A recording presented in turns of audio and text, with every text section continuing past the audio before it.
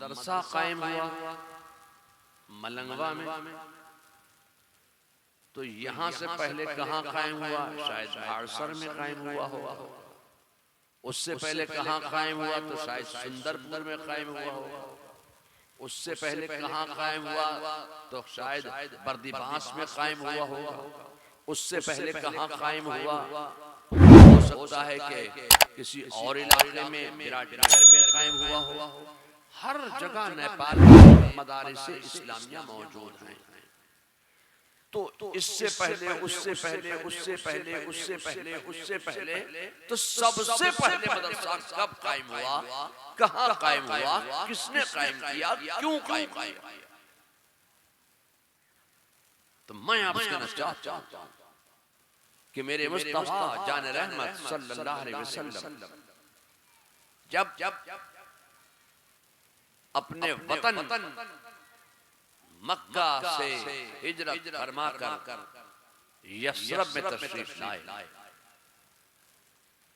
यस्रब की सरजमीन पर कदम रखा, यस्रब की तकदीर बदल गई। अब बीमारियों का घर न रहा, यस्रब की तकदीर बदल गई।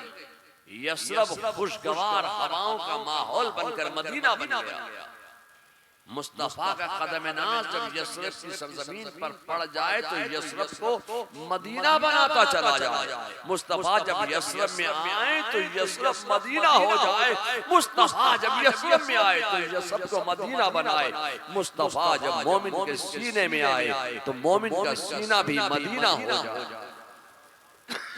मेरे मुस्तफा ने मदीने को पसंद फरमाया, मदीने में दावत इस्लाम दी और मदीने में खूब इस्लाम जब फैलने लगा, हर जानिब इस्लाम इस्लाम इस्लाम और इस्लाम, फिर इस्लाम और इस्लाम ही इस्लाम जब नजर आने लगा तो मेरे मुस्तफा के ज़हन मुबारक में एक ख्याल पैदा हुआ कि इन मुसलमानों की इबादत के लिए कोई मस्जिद होना चाहिए।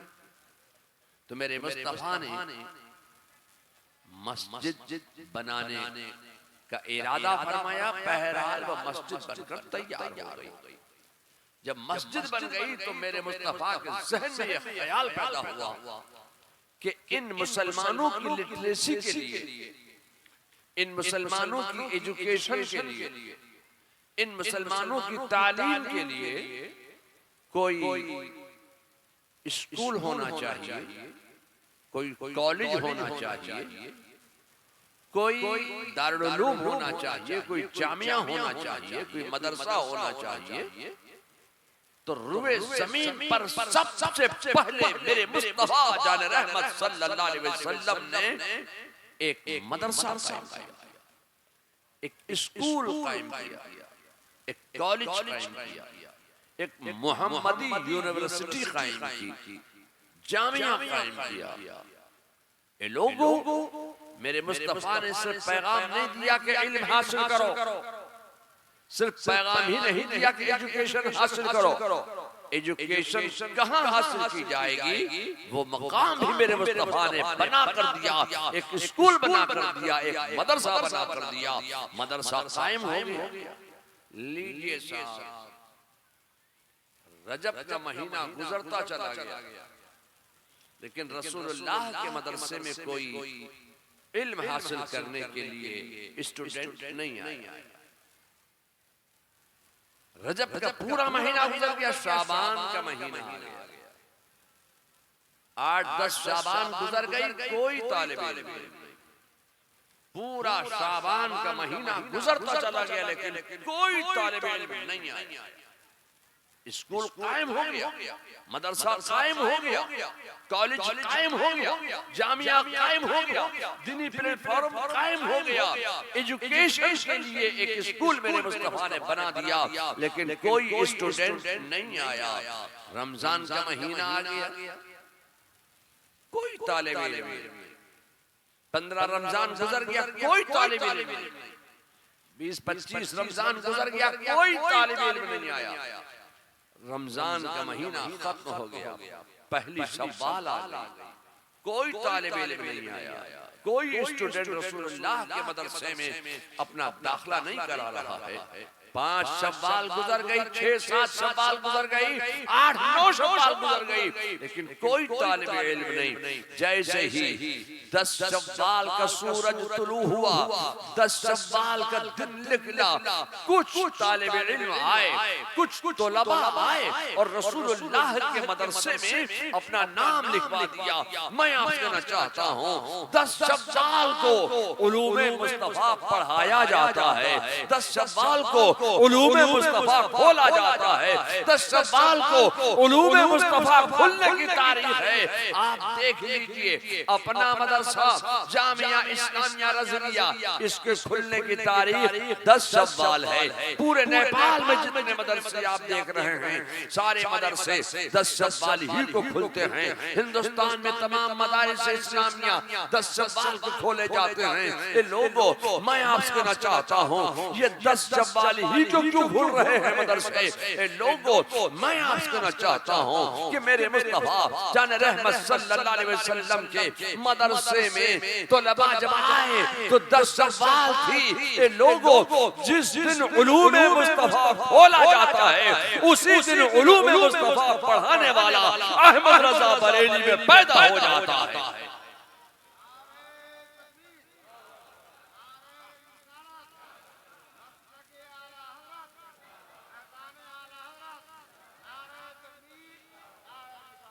जो तारीख उलूमे मुस्तफा खुलने की है उसी तारीख में उलूमे मुस्तफा पढ़ाने वाला अहमद रजा बरेली में पैदा हो। तलबा आ गए, नाम लिखवा दिया। अब खिलाएंगे, मसला खिलाने का। बोर्डिंग में दारुल इकामा में सबसे बड़ा मसला खाने का, वहां भी खाने का मसला। खिलाएंगे तो रसूलुल्लाह सल्लल्लाहु अलैहि वसल्लम के मदरसे के तलबा के खाने की जिम्मेदारी अंसारे मदीना ने ले ली। किसी अंसारे मदीना ने रसूलुल्लाह के मदरसे के 2 स्टूडेंट्स के खाने की जिम्मेदारी ली। किसी अंसारे मदीना ने 1 तालिब इल्म के खाने की जिम्मेदारी ली। मेरे मुस्तफा ने अपने घर में अपने मदरसे के तलबा की जागीरें लगा ली। किसी अंसारे मदीना ने 2 तलबा के खाने की जागीरें अपने घर में लगा ली। तो मैं आपसे कहना चाहता हूँ कि मदारिसे इस्लामिया के तलबा के खाने की जागीर अपने घर में लगा लेना, ये मेरे मुस्तफा की सुन्नत है और सुन्नत सहाबा भी। लीजिए साहब, खाने का भी इंतजाम हो गया। मदरसा मौजूद, पढ़ने वाले मौजूद, पढ़ाने वाले मौजूद, खाने का भी इंतजाम हो गया।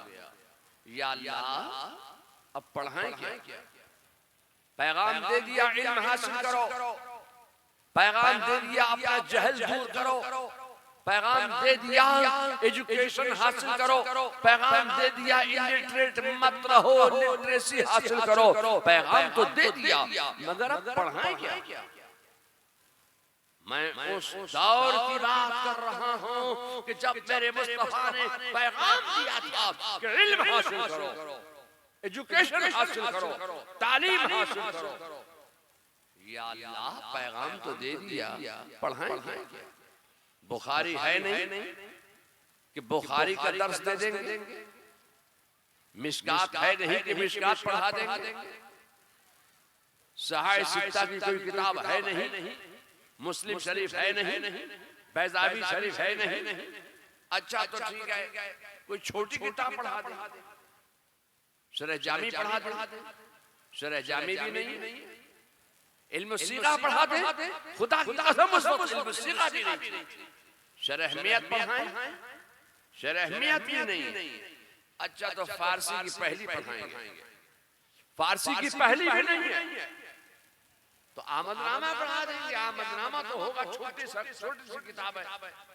लीजिए साहब, वो दौर था उस वक्त आमदनामा भी नहीं, तो यस्सरनल कुरान से तालीम शुरू होगी, यस्सरनल कुरान पढ़ाएंगे मदरसे में।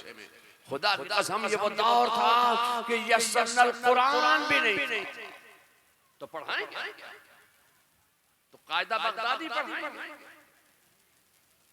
मैं आपसे कहना चाहता हूँ खुदा की कसम उस वक्त कायदा बगदादी भी नहीं थी, तो नूरानी कायदा पढ़ाएं। खुदा की कसम ये वो दौर था कि उस वक्त नूरानी कायदा भी नहीं था। अलिफ बा ता सा का जो प्लास्टिक का वो छोटा सा मिलता है वो नूरानी कायदा भी नहीं था, तो पढ़ाएं। मैं आपसे कहना चाहता हूँ मेरे मुस्तफा ने पैगाम दे दिया, इल्म हासिल करो, एजुकेशन हासिल करो, मगर तालीम के नाम पर, इल्म के नाम पर, एजुकेशन के नाम पर उस वक्त कोई किताब सामने मौजूद नहीं थी। ए लोगों, मैं आपसे कहना चाहता हूँ कि कोई किताब सामने मौजूद ना थी तो ना हो, एक नजर मुस्तफा तो थी। कोई किताब सामने पढ़ाने के लिए मौजूद नहीं, सिर्फ एक नजर मुस्तफा है। अपने तलबा पर, अपने स्टूडेंट्स पर एक नजर डाल दी, एक नजर में तमाम उलूम का जामे बना दिया, एक नजर में तमाम उलूम सिखा दिए, एक नजर में तमाम उलूम बता दिए, एक नजर में तमाम उलूम पिला दिए, जो खुद न थे राह पर औरों के हादी बन गए। एक नजर मुस्तफा ही का तो कमाल था। मैं आपसे कहना चाहता हूँ कि उस वक्त पढ़ाने के लिए कोई किताब सामने मौजूद नहीं थी, सिर्फ एक नजर मुस्तफा थी। उस एक नजर मुस्तफा का कमाल ये है कि आज आप दुनिया में जितने उलूम व फनून देख रहे हैं, खुदा की कसम ये सारे के सारे उलूम व फनून एक मेरे मुस्तफा की नजर का कमाल है, और वो सारे उलूम व फनून सहाबा की मुकद्दस जात से हमारे और आपके दरमियान तक पहुंचे। पैगाम दे दिया, इल्म हासिल करो। एक नजर मुस्तफा का कमाल है कि जितने उलूम व फनून आज आपको दुनिया में नजर आ रहे हैं, ये सारे के सारे उलूम व फनून एक नजर मुस्तफा का कमाल है। आज आपके मदरसे से तलबा फारिग हुए, हाफिज कुरान बने। आज तो पढ़ाने के लिए हर फन की किताब मौजूद है, जो फन पढ़ना है हर फन की किताब मौजूद है। आपके मदरसे से हुफ्फाज फारिग हुए। एक बात की बड़ी तशहीर की जाती है कि इंसान जब जमीन में जाएगा तो जमीन इंसान के जिस्म को गला देती है, सड़ा देती है, खा जाती है, फना कर देती है, इंसान को मिट्टी में मिला देती है। मिट्टी जमीन इंसान के जिस्म को खा जाती है। बड़ी तशहीर होती है इस बात पर, मगर मैं आपसे कहना चाहता हूँ कि आला हजरत फाज़िल बरेलवी फरमाते हैं कि अल्लाह तबारक व तआला ने जमीन को ये ताकत व क़ुव्वत व तवानाई अल्लाह ने जमीन में वदिया फरमाई कि जमीन में इंसान जब जाता है तो जमीन इंसान के जिस्म को गला देती है। मगर अगर कोई हाफिज़ कुरान हो गया, उसके सीने में कुरान के 30 पारे महफूज हो गए, तो अब जमीन से ये ताकतो क़ुव्वतो तवानाई सल्ब कर ली जाती है कि हाफिज़ कुरान के जिस्म को जमीन गलाए, सड़ाए, खाए, फना करे। अब जमीन क्या करती है? जमीन हाफिज़ कुरान के जिस्म की हिफाजत करती है। ये कोई इनका अपना कमाल नहीं है कि इनके जिस्म की जमीन हिफाजत कर रही है। मैं आपसे कहना चाहता हूं ये कुरान का कमाल है कि कुरान के 30 पारे उनके सीने में महफूज हैं, तो कुरान की बरकत से जमीन हाफिज़ कुरान के जिस्म की हिफाजत करती है। मैं आपसे कहना चाहता हूं कि जब जमीन हाफिज़ कुरान के जिस्म की हिफाजत कर रही है तो साहिब कुरान का आलम क्या होगा? जब जमीन हाफिज कुरान के जिस्म की हिफाजत कर रही है, जब एक हाफिज कुरान के हाल का अंदाजा नहीं लगा सकते तो साहिब कुरान का आलम क्या होगा? साहिब कुरान के जिस्म की जमीन कैसी हिफाजत कर रही होगी? लोगों, मैं आपसे कहना चाहता हूँ कि जमीन का वो हिस्सा जो मेरे मुस्तफा जान रहमत सल्लल्लाहु अलैहि वसल्लम के मुकद्दस जिस्म नास से मस कर गया है, खुदा की कसम जमीन का वो हिस्सा अर्श आज़म से भी अफजल हो गया। जब साहिब कुरान के जिस्म की जमीन हिफाजत कर रही है तो साहिब कुरान जिसके बतन मुबारक में, जिसके रहमे मुबारक में 9 महीने तक जलवा कर रहा हो, वो हजरत सैयदा तैयबा ताहिरा जाहिदा आबिदा हजरत आमना रज़ियल्लाहु ताला अन्हा के जिस्म की भी जमीन हिफाजत कर रही है। जब साहिब कुरान की जमीन हिफाजत कर रही है तो साहिब कुरान जिसके बतन मुबारक में 9 महीने तक जलवा कर रहा, उसके जिस्म की भी जमीन हिफाजत कर रही है। लोग वक्त इतना नहीं कि मैं तकरीर करूं, और मैं आपके यहाँ इसलिए नहीं आया हूँ कि मैं आपके मुल्क में नेपाल में आकर अपनी तकरीर कुर्बान कर दूं। ये वक्त तकरीर सुनने का नहीं है, खाने का। तो मैं अपनी तकरीर कुर्बान करने के लिए नहीं आया हूँ। मेरे खानदान के बुजुर्गों ने आज से नहीं कई 100 साल से कौम की तरक्की बका और इस्तेहकाम के लिए अपनी अपनी कुर्बानियां पेश फरमाई। मैं कौम की तरक्की बका और इस्तेहकाम के लिए अपनी कुर्बानी तो दे सकता हूँ, मगर आपके यहाँ मलंगवा में आकर इस रात के आखिरी हिस्से में अपनी तकरीर में कुर्बान नहीं करना चाहता हूँ। इसलिए तकरीर का जो वक्त है सुनने सुनाने का वो 12 बजे तक है।